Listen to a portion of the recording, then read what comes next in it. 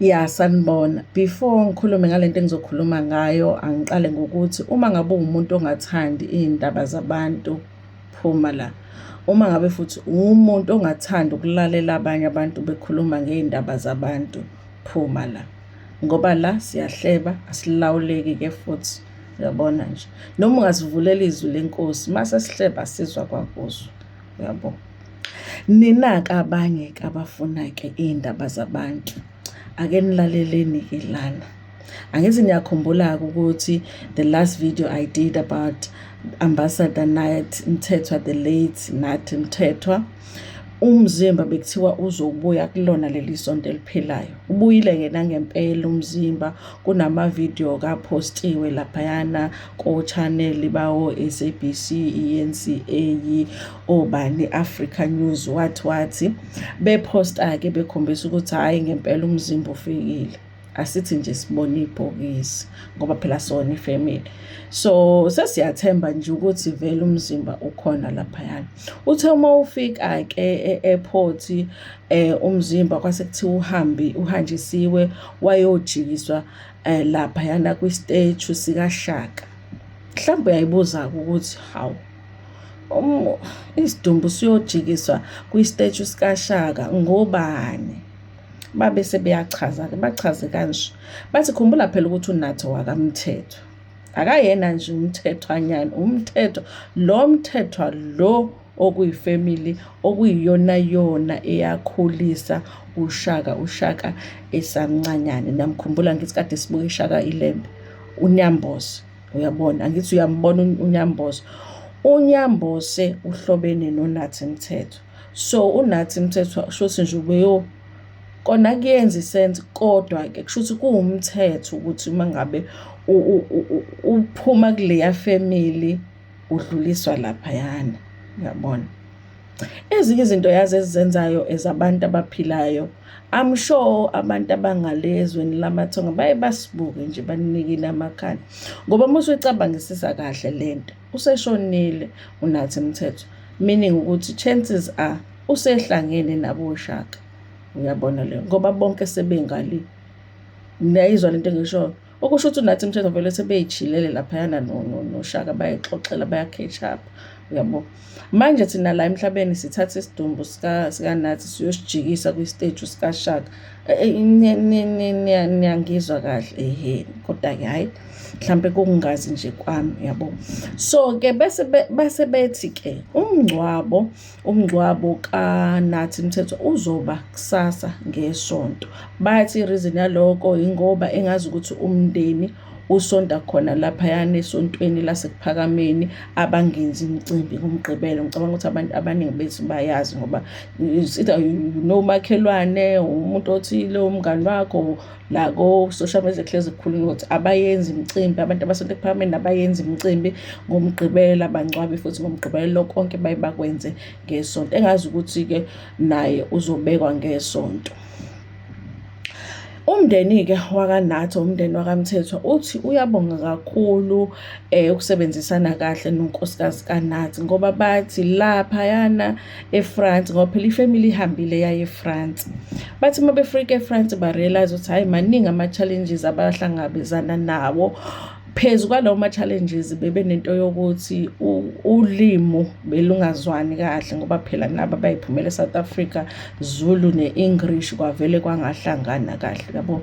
isiZulu ne-English, ngalena is-French ne-English, uyabona nje kwavele kwaphithana. So bathi basebenzisane kahle kakhulu nonkosikazi kaBaba uMthethwa, ngoba unkosikazi uyena obekwazi ukuthi alungise izinto even though she's going through a hard time, okay. Bathi everyday befanele avuka endaweni ethile ayolungisa into ethile ubeya, ngoba uyena umuntu obe-understanda i-language. Ifamily kaMthethwa imbekela phezulu-ke nje kakhulu. Ngicabanga ukuthi uMabuthelezi, ngoba khona la bechaze khona engazi ukuthi waye nokuzwana kakhulu nobaba uMangosuthu Buthelezi the late, ngoba bemthatha njengengane yakhe, ngoba nayo wakaButhelezi waphinda wayoshadela kaMthethwa. Uyabona nje bekuhlangana yonke into, kodwa ifamily nje iyakubeka ukuthi cha bandla baphathene kahle nomakoti wabo, benze kahle izinto, balungisa zonke izinto. Naku futhi uNathi usebuyile-ke usezobekwa ekhaya, uzobekwa kusasa. Kube sekuba-ke ne-memorial service-ke khona nje la izolo. Kuthiwa hhayi impela i-memorial service ihambe kahle. Kodwa nje kunesikhulumo esisodwa esivele saphuma eceleni. Niyazi-ke nani, even emphakathini esikhule kuyona, khona nje okwaziwa ukuthi masevele makunikwa yena i-microphone abantu bavele bathi, hey, hhayi-ke, bayithathile-ke i-microphone. Angazi ukuthi bebevumelane kanjani, kodwa khona othathile i-microphone wayeseyinika-ke u-former commissioner, wamaphoyisa uBhekicele. Kube yiphutha elikhulu-ke loko ngoba uBhekicele kusolakale ngathi njengoba nje kuqale iMadlanga Commission engazi ukuthi ubengakaze abhodle. Uyabona le nto, ube umuntu odinga ukuthi aye kwi-counselling kanje, ube sesebenzisa-ke ithuba lalo mbhobho abewuphethe ukuthi hhayi athulule konke. Kuthiwa-ke umnumzane uCele uvele wabiza bonke abantu ngey'nono, uthi ama-South Africans ayiy'nono. Ama-South Africans, ngoba usole indaba yokuthi yini indaba nina nizokhuluma ngendaba yokuthi umnumzane uMthethwa kunezinto ey'thile angazenzanga kahle beshonile, ngoba umuntu meseshonile ukhohlakala zonke izono zakhe. Usho njalo umnumzane uCele, uthi niyinono.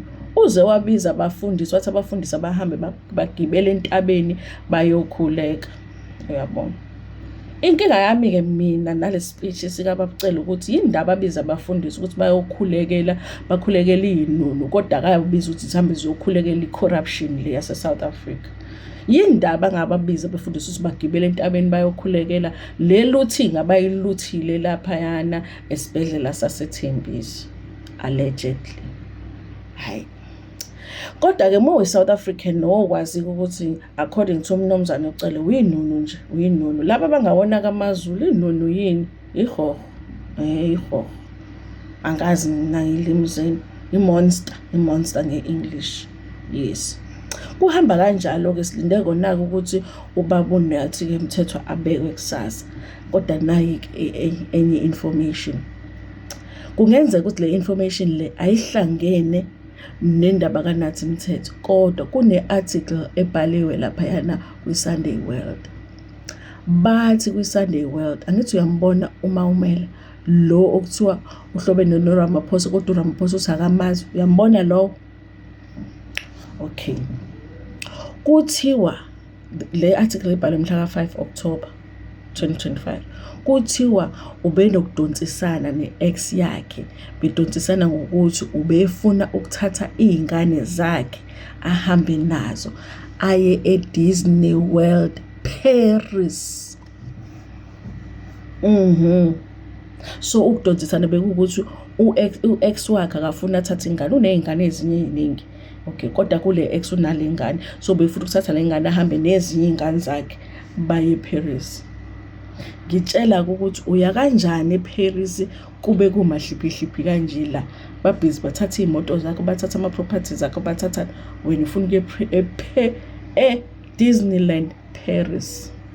Ngiyileke lapha kuGoogle ngayogooglisha ngoba ngifuna ukuthola ukuthi i-Disneyland Paris ise-Paris yini, but no, it's not necessarily in Paris. Kuyafana nje nokuthi umuntu mhlawumbe ohlala eMlazi athi ngihlala eDurban. Cha, uhlala eDurban, uhlala eMlazi. You understand? Kodwa to make things easy uyasho ukuthi ngihlala eDurban. Uyabona leyo. Nami ngihlala le elokhuzana noMzinyathi. Uyabona? Kodwa mina ngithi ngihlala eDurban. Uyayibona leyo. For umuntu waseGoli ungaloku umcomplicate lezi zinto uthi ngihlala eMzinyathi athi kukuphi lapho? Uyabona leyo nto uvela uthi ngihlala eDurban. You understand? Ubelwa ne-ex. Useze wahamba waye-court nawe ufuna i-permission to take his son to Disneyland Paris.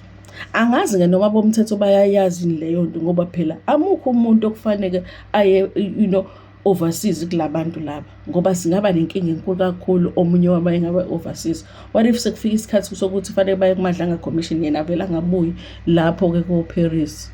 Do you understand? Ngiyazi ukuthi ngizocabanga ukuthi ngiqamba amanga, kodwa ngizolifakela-ke la isithombe se-article le eshoyo ukuthi ufuna ukuhambisa iy'ngane zakhe eDisneyland. Njengoba thina kumaxhapheshu kanje eSouth Africa, yena ulwela ukuthi ahambise iy'ngane zakhe eDisneyland. Hayi shame, we live inside a movie. Phakathi yithi ama-extra emuvi, asiholi nokuhola siy'njalo nje. Hhayi-ke zihamba kanjalo iy'ndaba zabantu.